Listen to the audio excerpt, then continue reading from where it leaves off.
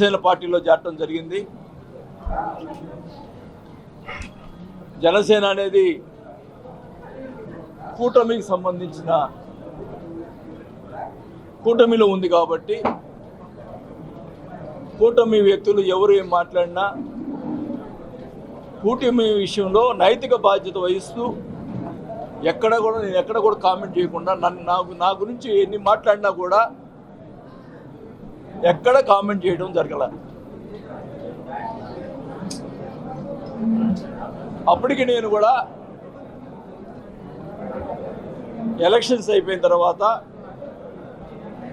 నా మీద ఆరోపణలు చేస్తుంటే నేను చాలా క్లియర్గా చెప్పాను. చంద్రబాబు గారికి కూడా లెటర్ రాశాను. ఏమండి ఈ రకంగా ఆరోపణలు చేస్తున్నారు, ఆ ఆరోపణలు కరెక్టా కాదా ఎంక్వైరీ పెట్టండి. మహానాడు మీటింగ్లో నా గురించి చెడుగా మాట్లాడారు. అక్కడ నేను రాపిచ్చాను అన్నట్టుగా మాట్లాడాడు, ప్రెస్లోనే మాట్లాడాడు. అప్పటికి మెదకుడు ఉన్నా. నేను అడుగుతా ఉన్నా, ఆ రాసిన వ్యక్తిని పట్టుకున్నారు. పట్టుకొని ఇంటికి తీసిపోయి అసలు నిజంగా ఆ రకంగా రాసిన వాళ్ళని ఎవరన్నా ఇంటికి తీసుకుపోతారా? ఇంటికి తీసిపోయి రాజీ చేసుకోవడం అనేది ఎక్కడైనా జరుగుతుందా? అంటే నువ్వు ఒప్పుకున్నట్ట? ఆ లెటర్ని నేను ఒప్పుకున్నట్ట? నేను అడుగుతా ఉన్నా. ఫస్ట్ ఎంత నా వ్యక్తిగతం చెప్తున్నా, నా పార్టీకి సంబంధించింది కాదు. నేను అధికారం ఉన్నప్పుడు డ్వాక్రా గ్రూపులకు సంబంధించి అదే మెఫ్మాలో సంబంధించి అవినీతి జరిగింది. 100 కోట్లు దాదాపు తినేశారు. మా అబ్బాయి దాంట్లో ఇన్వాల్వ్మెంట్ ఉందని చెప్పి రకరకాలుగా ప్రచారం పెట్టి మొదలుపెట్టి పేపర్లు రాయొచ్చు, ఇవన్నీ కూడా చేశారు. ఒక పేదని ఒకరు గుర్తుపెట్టుకోండి, ఒక వాళ్ళు లోన్లు తీసుకునే పేదవాళ్ళ డబ్బులు మేము తీసుకుంటే అంతకంటే దౌర్భాగ్యం ఇంకేది లేదు.